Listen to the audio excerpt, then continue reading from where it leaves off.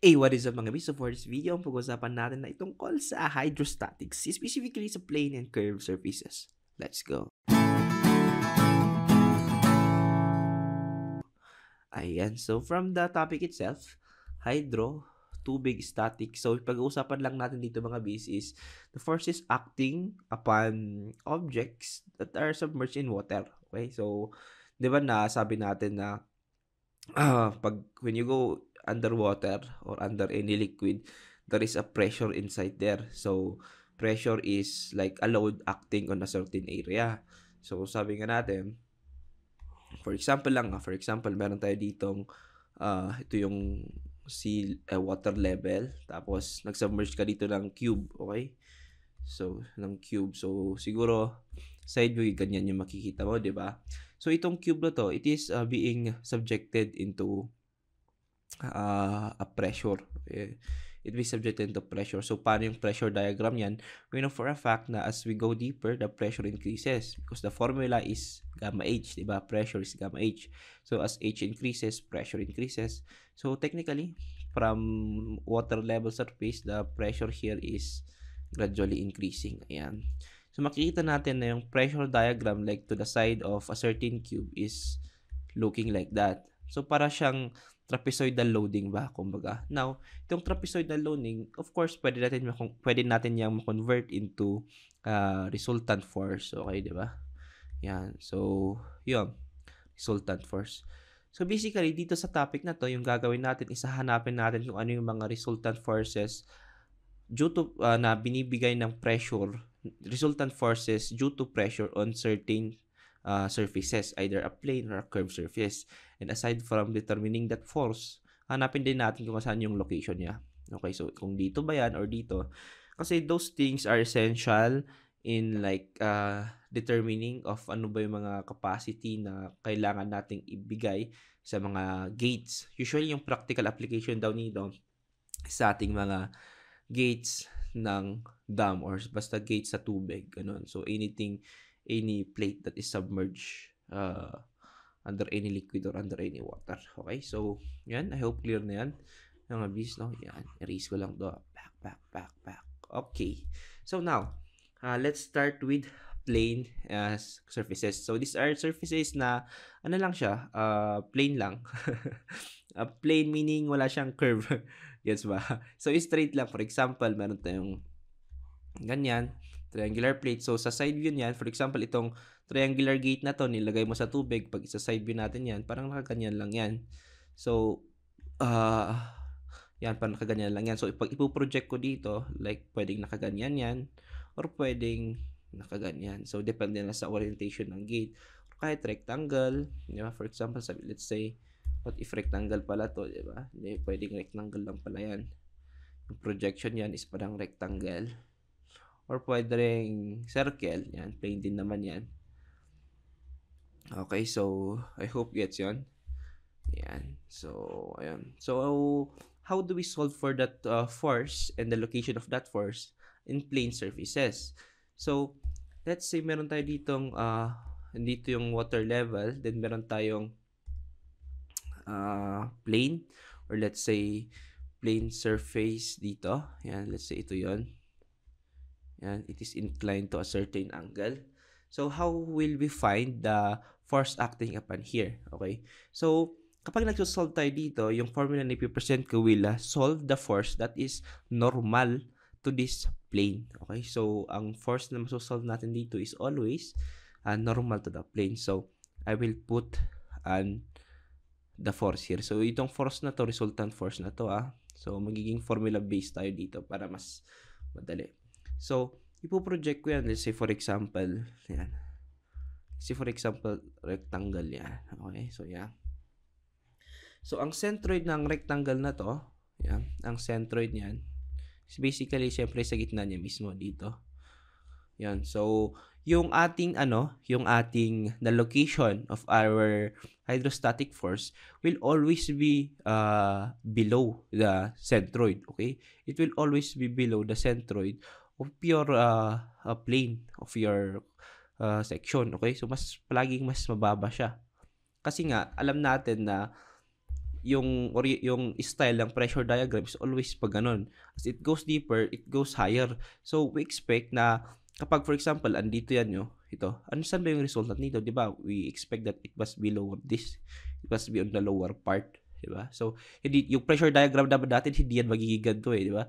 Hindi naman yan magiging ganyan, di ba? It doesn't work that way. It's always like this, increasing linearly as you go down.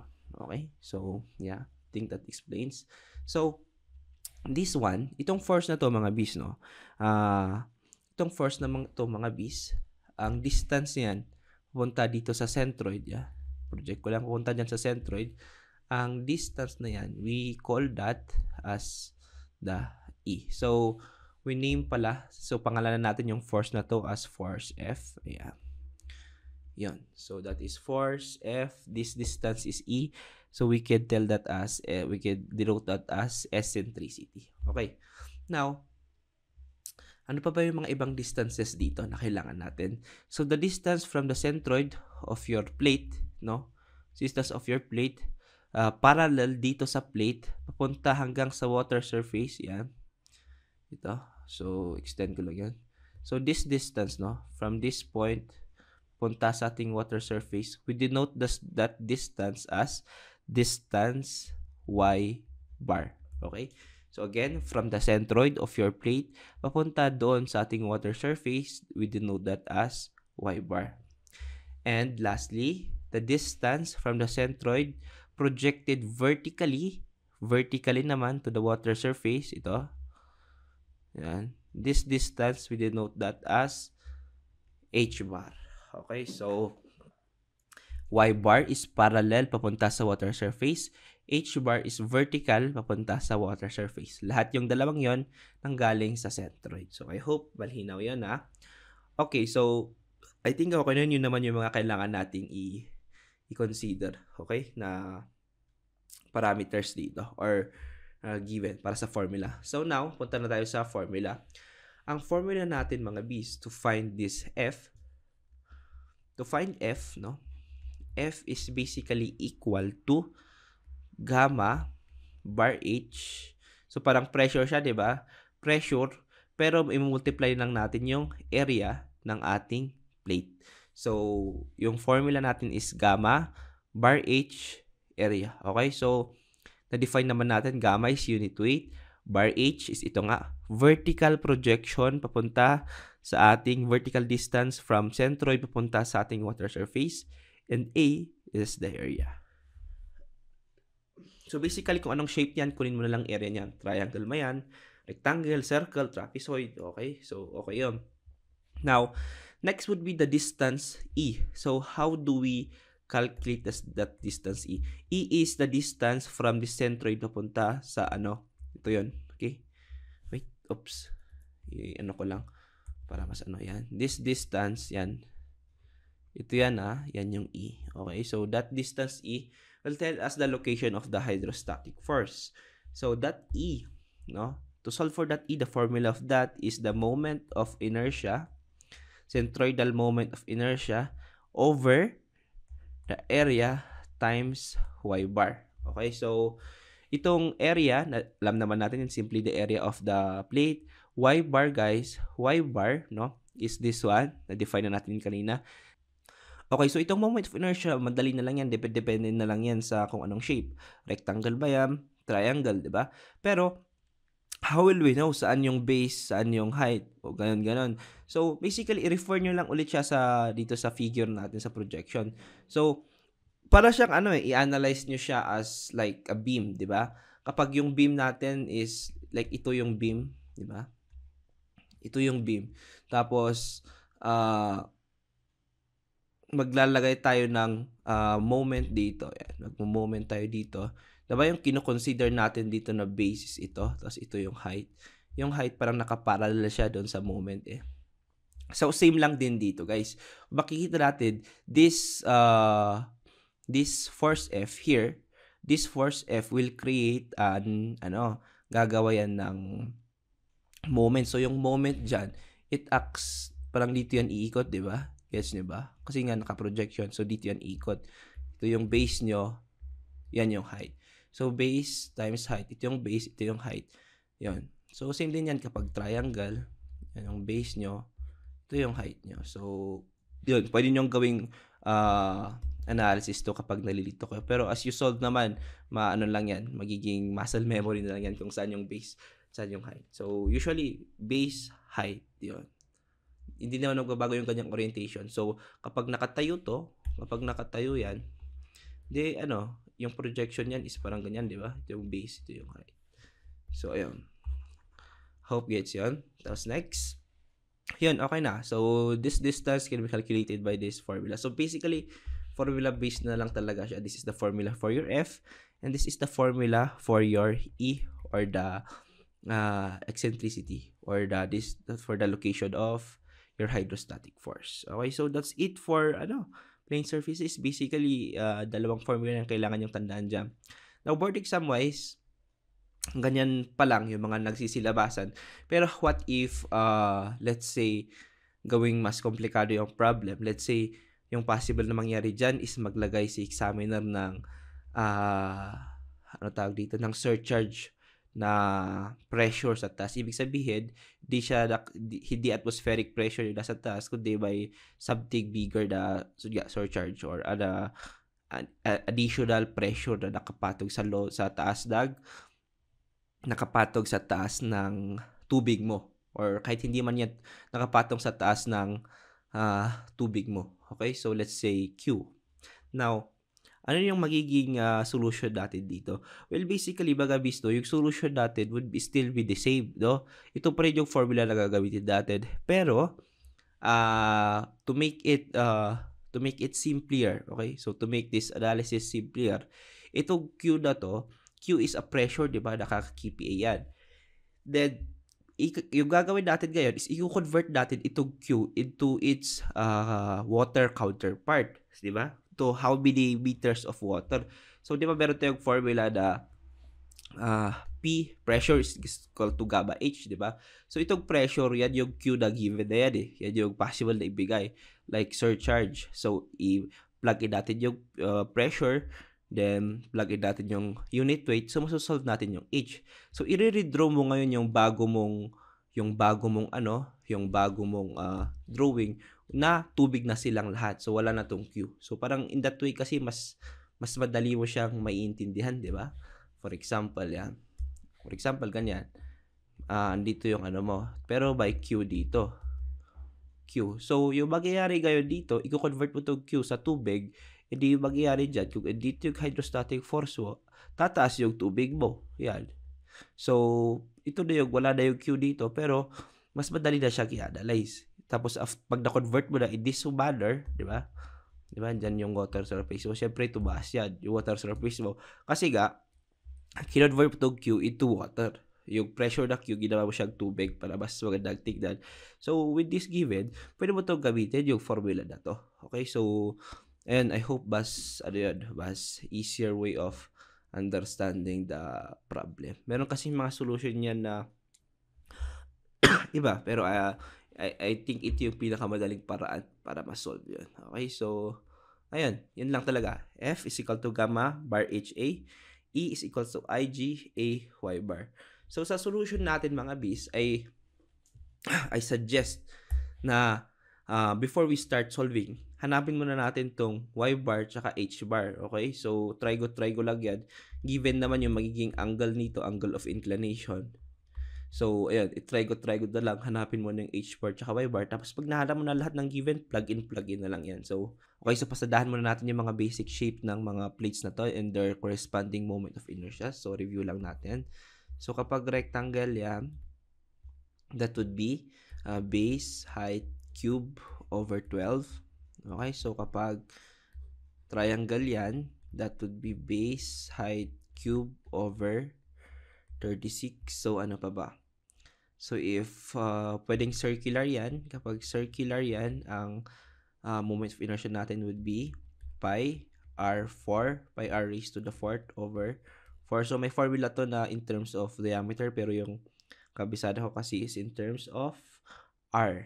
Okay, so, kapag meron tayong semicircle, okay, so kapag meron tayong semicircle which is siguro ito na yung pinaka-most challenging kapag ibigay man yan.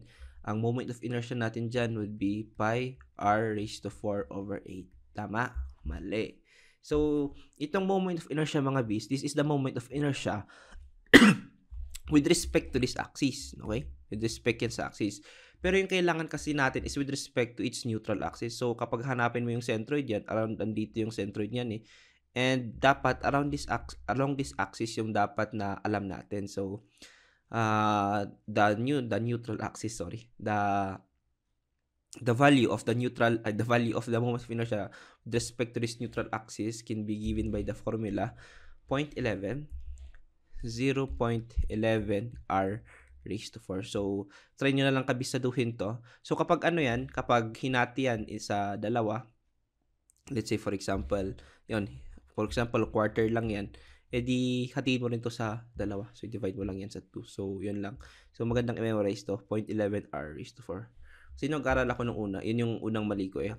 Ginamit ko yung pi r raised to 4 over 8, which is mali. Okay? So, yan yung mga basic shapes na kailangan nating tandaan. Base height cube 12, 36, pi r raised to 4 over 4, 0.11 r raised to 4. So, what if trapezoid pala siya, no?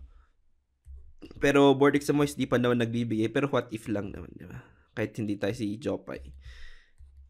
What if trapezoid siya? So, kapag trapezoid siya, pwedeng may solution dito na by integration. Pero di ba kapag nakakita kasi tayo ng yung ganong sign, parang nakakatakot, di ba? Parang asa nakakatakot. Parang ayaw nating gawin. So, mas madali kasi kapag ginagawa nating statics lang, di ba?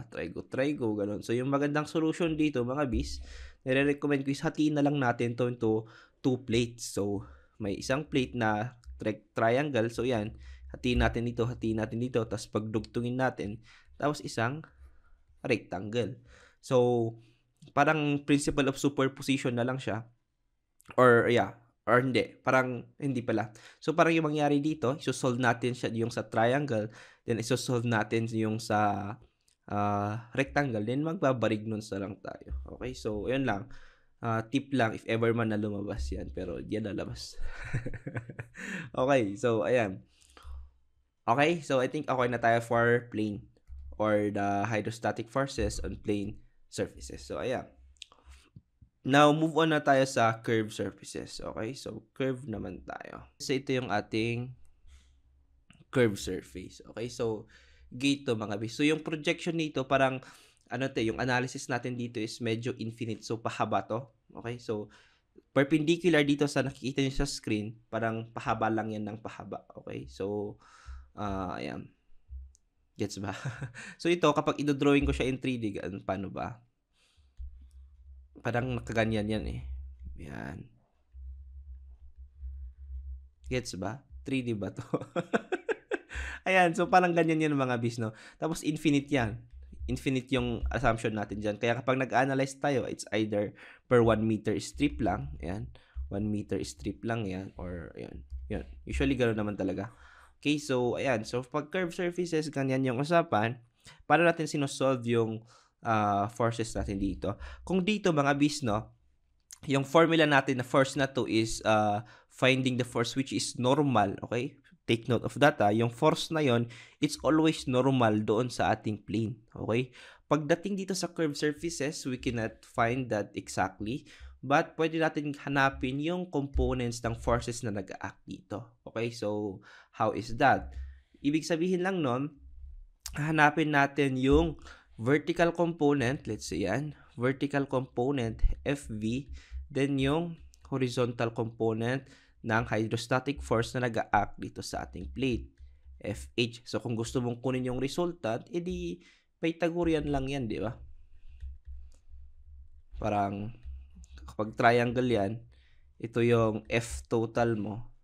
Tapos, syempre, andito yung FV, andyan yung FH. So, Pythagorean mo lang pag gusto mong kunin yung resultant mismo sa curved surfaces natin. Now, given these certain parameters, simulan natin paano ba masosolve itong vertical na, tawag dito, vertical force na nag-act dito sa ating gate. So, itong yellow lang yung gate natin. So, disregard na natin itong mga kung ano-ano dyan. Yan. So, yan. So, how do we find the vertical component? So, sa vertical component FV, to find for that vertical component, parang yung ano nito, yung concept nito is basically kung ano yung nakapatong sa kanya. Okay? So, i-project lang natin from the both ends of the gate. Okay? So, from both ends of the gate, let's say dito, from both ends of the gate, yung gagawin natin is magpo-project tayo vertically papunta sa water surface. Okay? Yan. Vertically papunta sa water surface. Tapos, yan. So, itong dinrawing ko na shape na yan, i-drawing ko yan sa baba para mas maganda tignan. Ayan. So, kung makita natin, meron tayo ditong area na drawing. So, that is an area of the water na nakapatong dito sa ating gate. So, yung area na to, yan yung area ng tubig na nakapatong dito. Tama ba? Tama. So, basically, the vertical force is equal yan sa weight. Yan. Is equal to sa weight ng tubig na nakapatong doon sa ating gate. Vertical, so ulitin na ulit natin, mag-project ka vertically papunta sa water surface. Now, parang extract mo yung shape na yun. Kung ano ba yung area na yun, yun yung area na gagamitin doon para isolve yung weight ng tubig na yun. Okay, so since area lang yan, kailangan natin ng distance perpendicularly. And usually, sasabihin naman sa problem kung ano yung gusto niya. Like for example, 1 meter, 2 meters. Pero usually, kapag walang sinabi yan, 1 meter lang yan. So, ayan. Makikita natin, meron na tayo ditong volume. Okay? So, how do we solve for the volume? Basically, after we get this area, let's say, quarter circle yan, then rectangle, plus, then multiply it with 1 meter to get the volume. So, basically, we can express this further as that the vertical component is basically equal yan sa volume ng water na nakapatong sa gate times the unit weight of the water. So, 9.81 yan. Okay, ngayon, what if yung nakapatong, what if pre-project natin yung end ng dalawang ends ng gate pupunta sa water surface pero wala namang tubig sa taas noon. Let's say, for example, ganito yan. I'll draw another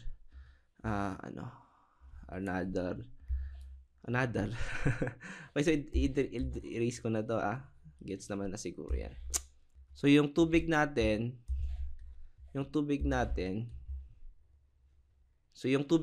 is dito sa side lang to. So dito hangin dito, 'di ba? So kung hangin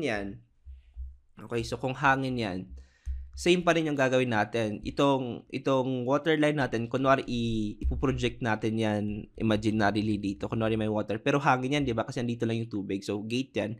Ito yung curved surface. So yung gagawin natin, ipo-project pa rin natin yan upwards. Ayan. Papunta dito. Ipo-project din natin yan upwards. Papunta dito. So makikita natin, meron tayong makukuhang shape ulit, 'di ba? So yung shape natin na to is parang whoops. So, yung shape natin na is parang ganyan. Pero yung shape natin na to is hindi to tubig. Technically, di ba? Kasi hangin yan, air. So, ano yung magiging vertical component natin dito? So, yung vertical component natin, same pa rin yung concept, mga bis. Ang vertical component natin is equal sa weight ng projected na area na to. So, equal yan sa weight. So, basically, that's the volume of the water or the volume of this area, volume ng na-project natin times gamma. So, kahit area, yung gagamitin pa rin natin is tubig, okay? So, kahit area, yung gagamitin pa rin natin is gamma ng water, okay? Now, ano yung magiging pagkakaiba if yung area na na-project mo is hangin, and then yung na-project mo is tubig? Kasi di ba dito, yung na-project mo dito is drawing ko lang yung na-project mo dito is water yan Yung na-project mo dito, hangin. So, kasi different scenario. Okay? Ngayon, ang pagkakaiba lang nito, kapag tubig yung na-project mo, yung vertical force mo is downwards. Okay? Gets ba yan? Kapag yung na-project mo is tubig yung andito, like dito nga tubig yan, yung vertical force FV mo is pababa. However, kapag yung vertical force mo ay pag yung na-project mo is hangin or air yung nasa taas niya, ang ating vertical force is pataas. Okay? So, I hope gets yun tandaan nyo yan. So, kahit ano man yung maging shape niyan, let's say for example, no? Let's say for example, yung gate mo is ganyan, yung curved surface mo. Yung both ends, i-project mo lang yan sa water surface. Ayan. I-project mo lang sa water surface. Tapos kung anong area niyan, yun ang gagamitin mo. Tapos i-check mo kung ano yung na-project mong area doon. Water ba or air? Kapag water, going down. Kapag air, going up. So yung concept niyan is base yan sa buoyancy. Pero syempre yung buoyancy, discuss mo natin yan sa ating next videos. Ayan. So, goods na tayo sa vertical force, no? So, kung paano hanapin yung vertical force. So, ayan. Pagalingan lang na lang talaga to sa geometry. Kung paano makuha yung area. If ever na yung area is very different, very complicated to solve. So, usually naman, yung mga curved surfaces natin dyan is either quarter circle, ganun-ganun lang naman. Okay, so may example naman tayo mamaya para mapakita natin. Okay, so ayan. Para sa horizontal naman, i-redraw ko lang ulit yon. Okay, so now para sa horizontal, i-redraw ko lang ulit yon. Pak. Ayan. So, yung mangyayari kapag horizontal, mga bisno, yung horizontal component natin would be simply as projecting yung both ends ng, di ba kapag yung ginagawa natin kapag vertically, project natin siya upwards or vertically, tapos papunta sa water surface. Ito, mga bis, ipo-project lang natin yung matawag dito, yung both ends ng ating gate para maka-create tayo ng rectangle. So, always na rectangle yung maki-create natin ditong projection. Okay, so ito, ipo-project natin yan. Then, yan. So, meron tayong makikitang vertical na plate. So, yung vertical plate na yan, depende na sa problem kung anong pinapahanap niyang length. Ganyan na lang. So, for example, 1 meter length, 1 meter na perpendicular dito sa screen natin. So, depende na yan. So, yung projection niya would always be rectangular. So, regardless, if ano yung itsura ng gate mo, let's say yung gate mo is ganyan. Kunwari lang, di ba? I-project natin to. So, pag pinroject yan, makakabuo tayo dito ng rectangular. So, vertical projection siya. Okay? So, yan. Ito yung mabubuo natin. So, ibig sabihin lang nito, parang meron na tayong rectangular plate na nabuo. Okay? So, kapag meron tayong rectangular plate na nabuo, then we can now apply yung natutunan natin sa ating first part, yung plane surfaces. So, kasi parang plane na to eh. Parang plane surface na to. So, kapag plane surface na yan, para makuha yung hydrostatic force dyan, F would be simply equal to gamma bar H times area. So, ayun. Yan na yung FH natin dyan. Yeah. So, FH. So, kapag hinahanap yung E, same lang din. IG or the moment of inertia times area Y bar. Okay? So, same concept pa rin. Nandito yung ito na yung centroid ng ito na yung centroid ng ating plate, tapos extend vertically, yan na yung Y bar. So, Y bar is also equal sa H bar, di ba? Kasi parallel naman siya, tsaka extended upward vertically.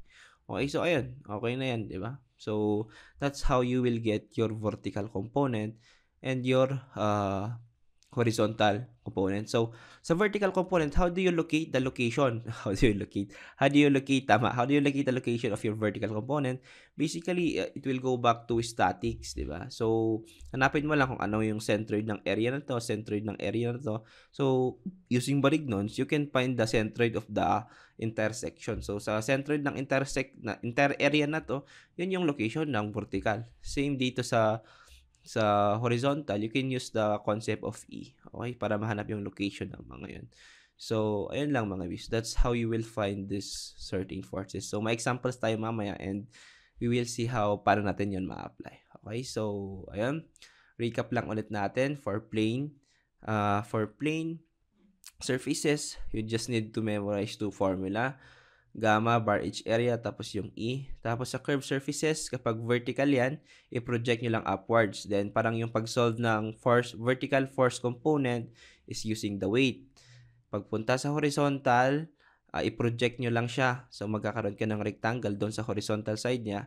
Then, gamitin nyo yung formulas natin doon sa plane surfaces. Okay, so I hope gets yan. So now, move on na tayo sa mga problem solving. Okay, so let's try solving past board exam problems related to this topic of plane and hydrostatic forces and curve and plane surfaces. Okay, so ayan. Number 1, curve kasi yan. Skip na natin. 2 skip, 3 skip, 4 or 5. Okay, 4. Ito eh, 3 muna tayo. Medyo mahirap kasi yung 1 and 2 eh. So 3. A rectangular plate 1 meter wide by 2.4 meter long is submerged in water. Okay, so ang importante naman sa pag-solve ng mga problems ng to mga bisis, dapat ma-illustrate mo ng tama kung ano yung sinasabi ng problem. Okay, so kung ano yung dimension ng nakatayo or ng nakahiga, ganon. Okay, so meron tayong rectangular plate 1 meter wide by 2.4 meter long, vertically submerged in water. So, nakatayo siya. The shorter edge, 2 meters below and parallel to the water surface.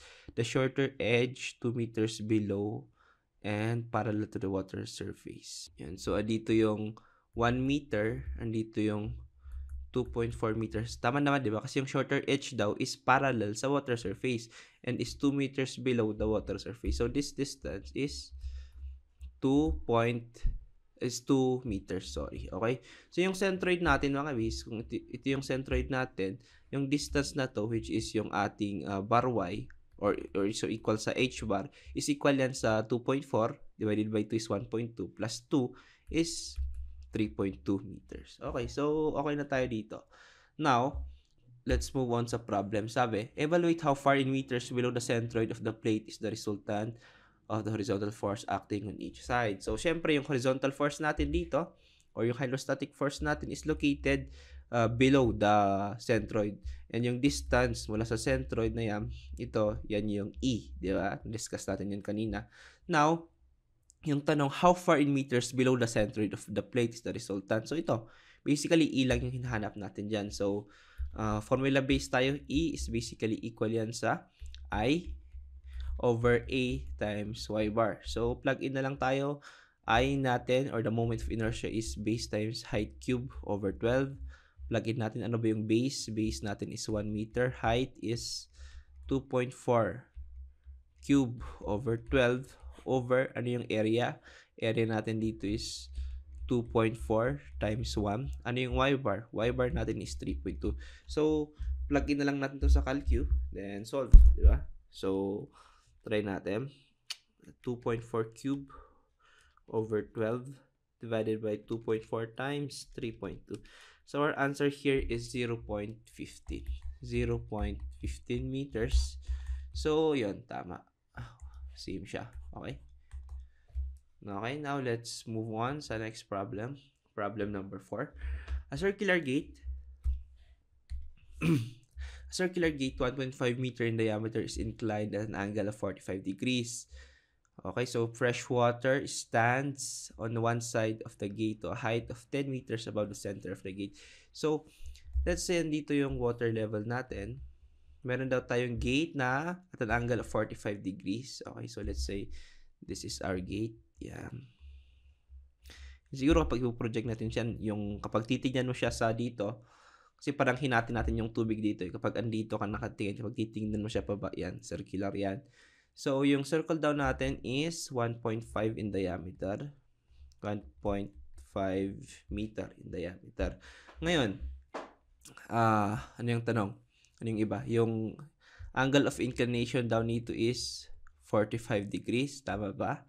Tapos, fresh water stands on one side of the gate to a height of 10 meters above the center of the gate.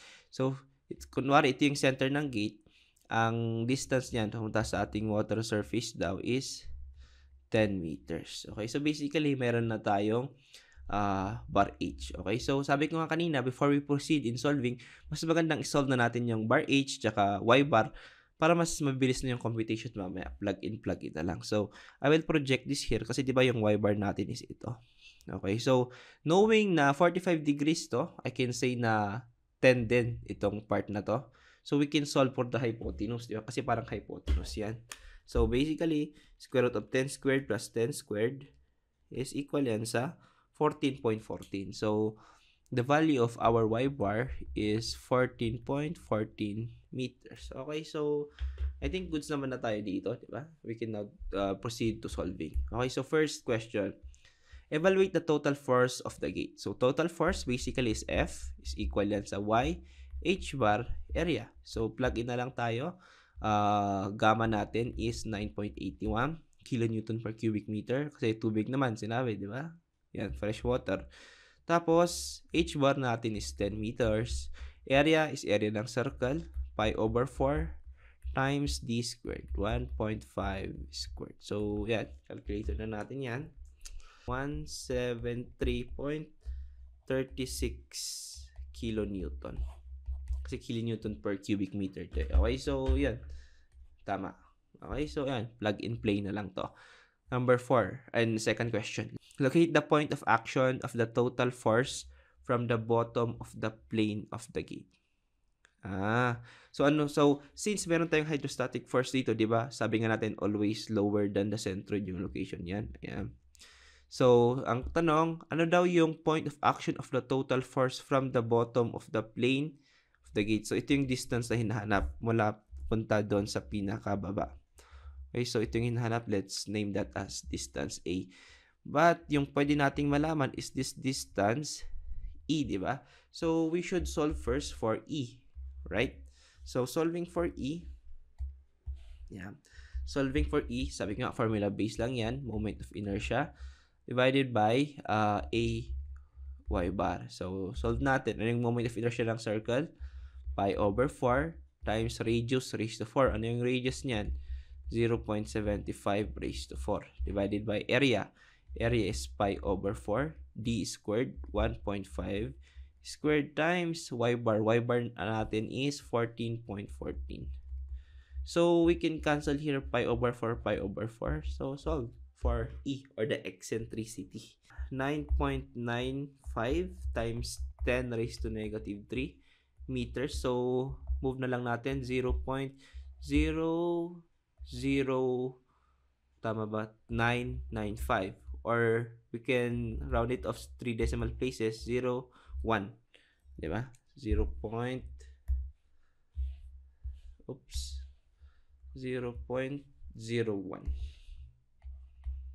meter. Ayan. So, knowing that, alam natin yung E, we can now solve for A. Kasi, we know that, ang kalahati nito is radius, diba? So, this is 0.75. Therefore, we can say that A is equal sa kalahati ng length na to, which is 0.75. 0.75 minus yung eccentricity natin ito. 0.01. So, therefore, we arrive to the answer of 0.74 meters. So, ayan. Nakuha natin, guys. Okay? Nice one. Okay, last question. If the gate is hinged at the top, evaluate the force normal to the gate at the bottom that will require to open it. Okay, so, i-redraw ko lang yung ito, yung gate natin. So, ito daw yung gate natin. Balakin ko lang ng konti. So, if yan yung gate natin, tapos hinge daw siya sa top. So, ibig sabihin, may hinge tayo dyan. Evaluate the force normal to the gate at the bottom that will require to open it. That will require to open it. So, siguro, kasi yung sabi naman sa problems, circular gate, water stands on one side of the gate. So, ibig sabihin, kunwari lang, if I feel it, kung tama lang yung assumption ko, at dito yung seabed, tapos ito, concrete barrier, like something yan na structure na nagpiprevent ng water, tapos ito yung gate, ito yung tubig, okay? Yan yung tubig. Tapos ngayon, ano daw yung force na normal force at the bottom. So, kailangan nating buksan yung gate. So, siguro yung pagbukas ng gate na yan, possibly is pa ganyan. No? Okay. I think so. So, yan. Ano daw yung force niyan? Let's name that force FR. F required. Siguro ganun. Para, ano daw yung force niyan para mabuksan to? So, ano ba yung mga forces na nag-act dyan? So, di ba na-solve natin yung hydrostatic force natin dito? Which is around 173. Yan. F. F, which is equal to 173.36. So, ilagay natin yung mga distances dito. Ito, syempre, hinge yan. May reaction yan. Di ba? So, ngayon, ilagay natin yung mga distances. Ayan. This distance is 0.74. Di ba? Yung nasolve natin kanina, yung A. Ngayon, ano yung remaining distance? So, that is 1.5 minus 0.74. That is 0.76. 0.76. Okay, so now to find FR, we just need to do summation moments with respect to this hinge. Okay, so to solve that, ang solution natin dyan is basically summation of moments with respect to the hinge H is equal to 0, assuming that clockwise moments are positive. So we start with FR. FR, ano yung moment arm niya? That's 1.5. Tapos F, which will create a counterclockwise moment. F, which is a value of 173.36 kilonewton times moment arm 0.76. Okay, is equal to 0. Basically, from that, we can now solve for the F required or the force required to open the gate. So that would be 173.36 times 0.76 divided by 1.5. Our answer is 87.83. 87.83 kilonewton. So, did we have the right answer? Ayun, 87.8. Tama. Okay, so, ayun mga bis, no? Madali lang siya. So, procedural lang talaga siya. I-set up mo lang yung drawing mo. Dapat tama lang yung drawing mo. Then, plug in sa mga formulas. So, we will arrive with the final answer. Okay, so, ayan. That's for number 4. Ito yung water surface natin. Tapos, ang base natin is 2 meters below, most probably nakaganyan siya, di ba? Yan yung 2 meters. Okay, so since wala namang sinabi, both are valid, pero kasi di ba, kung titignan mo, kapag nakatayo yan, dapat masatisfy pa rin to kasi yung base daw, dapat is 2 meters below the water surface. So, pwede rin nakaganyan, pero since 2.4 yun, then lalampas siya. So, most probably, hindi ganon. Okay? So, may mga ganon talagang problem na kailangan yung i-try both ways if hindi naman na-specify. Yung answer key naman is hindi naman lalabas yung dalawa na yun sa choices. Always naiisa yung lalabas dyan. Ganon yung galawan sa HGE. Okay? So, in this case, in-assume kong ganito. Tingnan natin pag napalabas yan. Kapag napalabas yan, hindi tama yung assumption. Kapag wala, hindi balik ta rin natin. Pag ganon. Baka ganon siya. Di ba?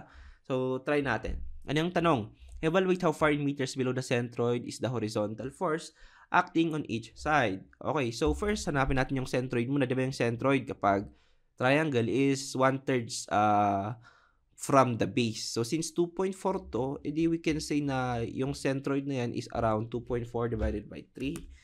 2.4 divided by 3 is around 0.8. So, this is 0.8. Therefore, yung distance, ito diba yung kailangan kasi natin, which is yung y bar or also equal sa h bar. Kasi vertical naman yan eh. Ang value niyan would be 2 plus 0.8 magiging 2.8 meters. Now, knowing that, we can now solve for the question. Kasi yung tinatanong, ano daw yung location ng hydrostatic force, how far below the centroid? So, below the centroid. So, since ito yung hydrostatic force natin, ano yung distance nito?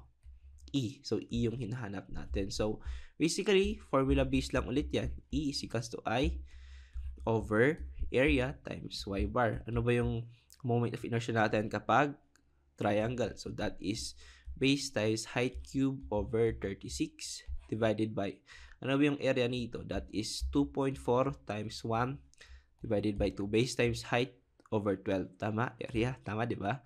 Tapos, y bar. Ang y bar natin is 2.8. Now, simplify na lang natin to kasi base height cube. Ano ba yung base? Base natin is 1. Height natin is 2.4. Cube over 36. Ayan, so simplify na lang natin yan. And then we will have our final answer. So, 2.4 cube divided by 36 divided by 2.4 times 2.8 divided by 2. So, our answer is, ayun, tama, 0.11428. So, ayan guys, yan yung ating final answer. So, lumabas naman. Ibig sabihin, tama yung assumption natin. Sabi ko nga, if wala to sa choices, edi baliktarin mo. Baka ganun yung nangyari. Okay? So, kasi hindi naman specified eh. Tama ba? Hindi naman specified eh. Hindi naman sinabi kung saan. So, yeah. Baka ganun. Okay? So, number 6. An isosceles triangular plate of 480 is vertically submerged in water with its vertex at the liquid surface. O, tignan nyo to. Mas specified siya. Its vertex at the liquid surface in the base is parallel. So, we know for a fact na ganun yung orientation niya. Okay? So, ayan. Evaluate the total force, location. So, ayun mga bis, no? Same lang yung concept niyan dito. So, di ko na to solve. Try nyo lang siyang isolve dito yung mga answer keys natin. Kasi same lang din naman yung concept dyan. So, if you have some questions, kindly comment down below. Try natin yung sagutan. Pero yung orientation yan, sabi, ganyan. Pag ganun. Dito yung water surface, sabi, vertical submersion water with its vertex at the liquid surface. Ayan. So, ayan. Number 6. Number 7. Rectangular gate, 1 point is acted by water position one side, the top of the gate is submerged. Same lang din, pero ito rectangular naman siya. So, kaya nyo ito mga bis, no? Try nyo mag-practice dito. Mga past board exam problems to. So, ito yung mga answers. Try nyo siyang sagutan. Okay? So, same lang din concept niyan. Yung hinahanap is hydrostatic force, tapos normal force to open. Diba? Same lang, actually same lang yan sa number yung sinod natin na circle. Diba? So, magandang practice yan. Okay? So, I will leave it into you. Okay, so question number 2 na tayo. Sabi dito, a container whose height is h has a constant cross-sectional area. Half is filled with water and half is filled with specific gravity of 8. So, I assume oil to. Siguro oil, diba? 0.8. Find the ratio of the force exerted by the water acting on the lower half of that of the oil acting on the other half. So, meron daw tayo ditong container of unknown height of h, sabi. Pero, kalahati niyan daw is tubig. Tapos, yung kalahati daw is oil. Let's say oil na lang. Hindi naman sinabing oil, pero i-assume na lang natin. Kasi 0.8 naman yung specific gravity niya. Of course, kapag tubig yan, implied na yan na 1 yung specific gravity. So, ngayon, ano daw yung ratio? Diba? Dito, meron tayong hydrostatic force dito. Then, meron din tayong hydrostatic force due to water. Okay? So, ano daw yung ratio ng, siguro, let's say this is F due to oil. Blue para color consistent. Bakit ayaw yung blue? F, water. Okay, yeah. So, ano daw yung ratio? Ang hinahanap dito is, yung unknown dito is the ratio of the force exerted by the water. So, F water over F oil. Okay, so siguro pwedeng dito magkamali yung iba. Siguro inisip na yung solution nito is basically ano yan. Diba yung hydrostatic force natin is gamma H bar A. Tapos i-gamma H bar A na natin to. So dito hindi to applicable kasi first and foremost ano tayo dito? Hindi siya homogeneous. Hindi homogeneous yung mga liquids natin. So, yung magiging pressure diagram kasi nito is magiging ganyan eh. So, since oil to, then straight yan na pa ganyan. So, sa part pa ng oil na to, applicable to eh. Diba? Pwede pa yan. Pero, dito kasi, nag-change siya ng nag-iba siya ng liquid. So, we would expect na magbubove yan dagkot yung pressure dyan. So, pagadyad, tapos gagadyad. So, ito, yung dito, yung dinodrawing ko dito is yung pressure diagram niya. So, yung magandang maging atake natin dito is via pressure diagram. Okay? So, itong formula kasi, no? Itong formula, guys, na F gamma bar HA is galing yan sa pressure diagram. So, yung pressure diagram kasi na yan, para mas madaling intindihan, kapag nasa statics tayo, di ba, meron tayong mga meron tayong varying loads or uniform loadings, varying loadings, ganun.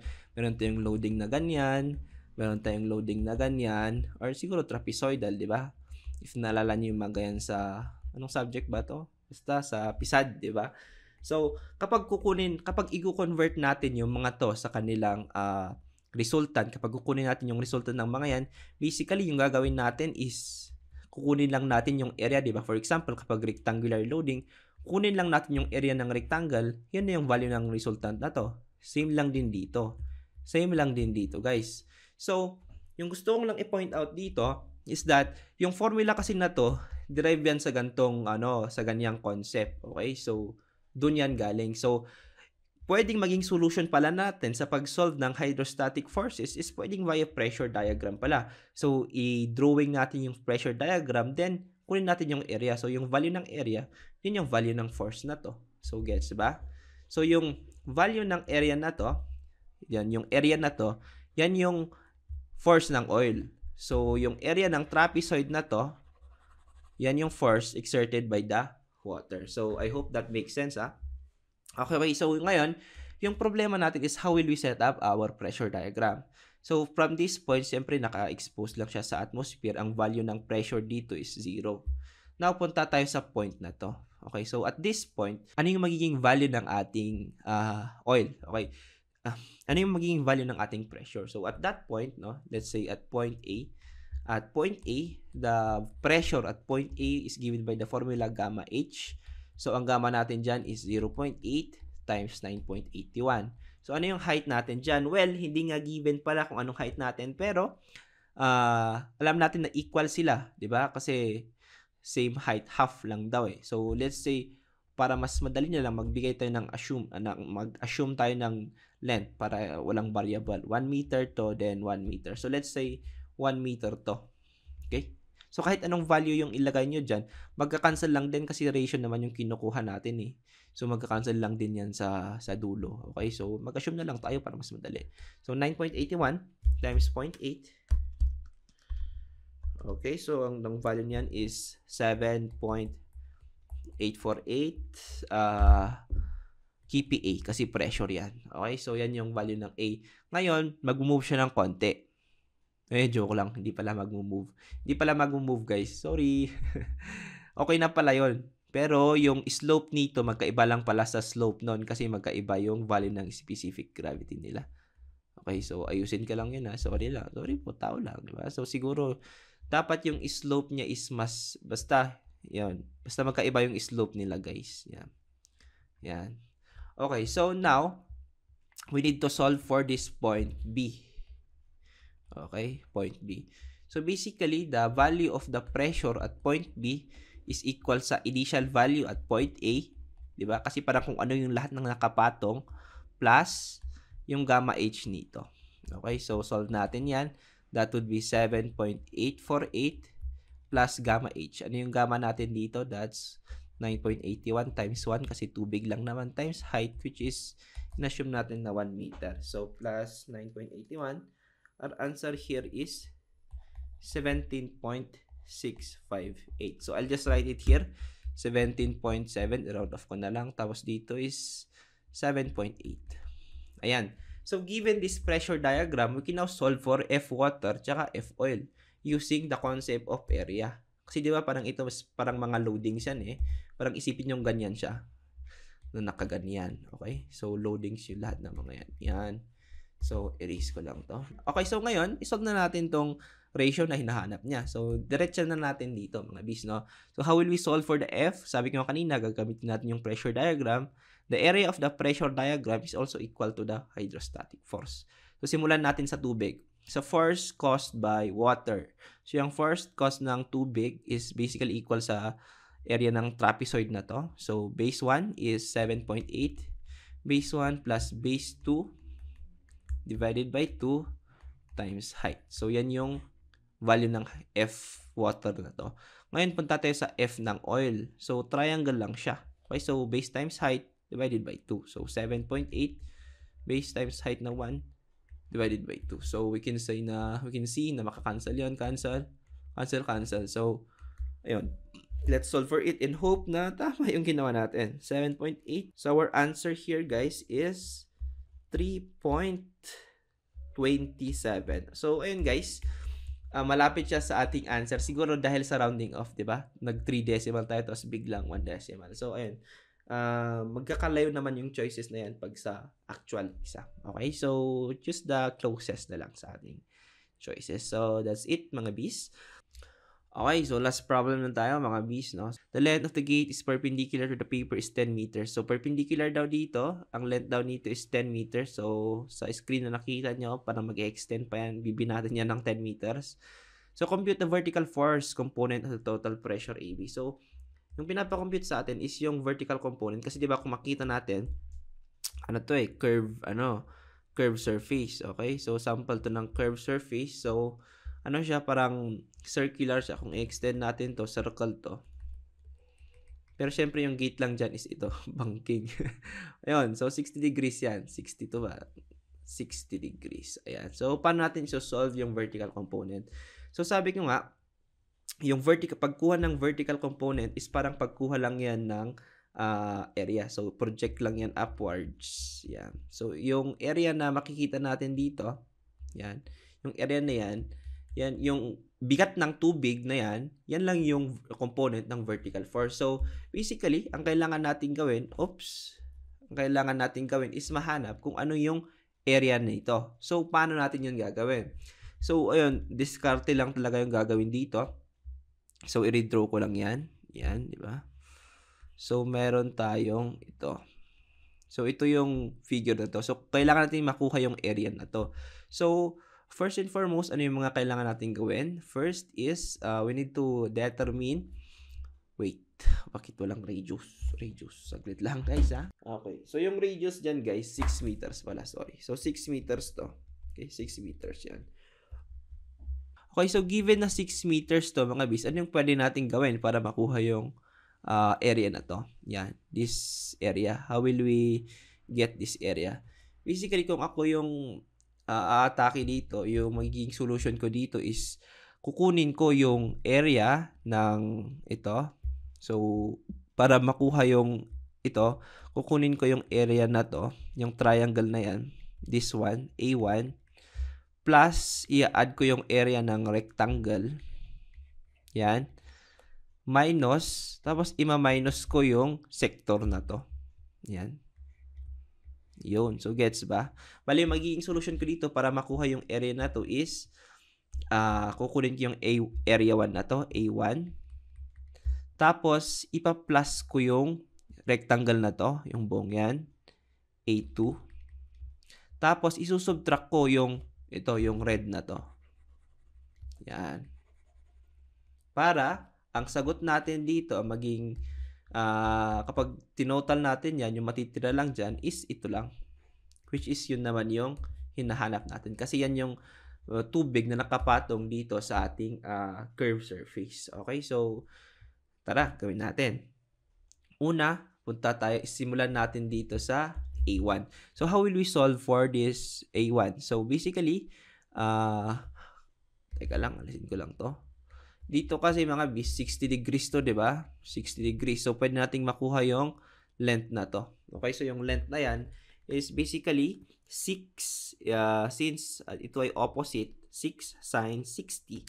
Ang value niyan is 3 square root of 3. So, yung, yan, ito, 3 square root of 3. So, para makuha natin yung base na to, that would be 6 cosine, kasi adjacent, 60. So, ang value niyan would be 3. Okay, so meron na tayong dimension ng triangle. Now, punta tayo dito sa rectangle. Ano yung mga dimension yan? So, ang dimension ng height is same pa rin. That would be 3 square root of 3. Pero yung width natin is hindi natin alam. Pero pwede naman natin yung isolve, di ba? Kasi kung ito ay 3, ibig sabihin, yung natitira din dito ay 3. Kasi same naman to na radius is 6 meters, 6 meters. So, 3 and 3, ang value nito would be equal din sa 3. Okay, so, napunta na tayo dito sa sector. So, radius naman nito is 6 meters, 6 meters. Ang importante is yung angle 60 degrees. So, ayun, pwede natin itong masolve. So, area ng triangle is basically base times height divided by 2. So, 3 times 3 is square root of 3 over 2 plus area ng rectangle is 3 times 3 is square root of 3. Tapos, area ng sector is basically yung area ng buong circle, pi r squared, pi times 6 squared times, i-ratio natin yung portion lang na to, 60 over 360. Okay, so area ng sector yan. So, kapag ito-total lahat natin yan, guys, ang value niyan would be equal sa 4.533. So, yun yung area ng hinahanap natin na tubig na nakapatong sa ating curved surface. Okay, so given this area, square meter, we can now solve for our FV, di ba? Parang yan yung FV na yan eh. So how do we solve for that? FV is basically the weight of yung nakapatong na tubig. So weight is basically volume times gamma. So ano ba yung volume? Ang volume natin is this area times 10 meters. Kasi sabi 10 meters perpendicular yan eh. So pwede natin yung extend pag ganon. Oops. Pwede natin yung extend pag ganon. Yun. So 3D yan. Parang 10 meters yan para makuha yung volume. So, area times length, yun yung volume niya. So, 10 meters times the area which is 4.533 times the gamma which is 9.81. Kasi tubig naman to, di ba? Tama ba? Yeah, tama. So, times 10 times 9.81. Therefore, our answer would be equal to 4.7. So, bakit mali? Saan tayo nagkamali? Compute the vertical force component. Tama naman tayo guys, di ba? Area ng triangle. It's either mali yung area. 3 times square root of 3. Okay guys, so mali yung answer key natin. Ayan, mali talaga yan. Ang tamang answer dyan is 444.7. So, itong answer key natin, bakit ganyan yan? Masosolve natin yung answer key na yan kapag yung radius natin is 10. Okay? So, since 6 yung ginamit natin, hindi tama to. Kasi 6 naman yung given eh. So, since 6 yung radius, ito yung tamang sagot. Pero kapag gusto nyong i-resolve to using radius of 10, yung magiging makuha nyong sagot is ito. Okay? So, ayun lang. So, tama ba? Yeah, I think tama naman ako dyan. So, ayun. That's it mga bis. If you have some questions or clarifications, kindly comment down below and I will try my best para sagutin yan. Muli, ako yung buwing nagpapalala sa inyong maglakbay ng geometry na liksik, maging matinik. Jabi out. Let's go.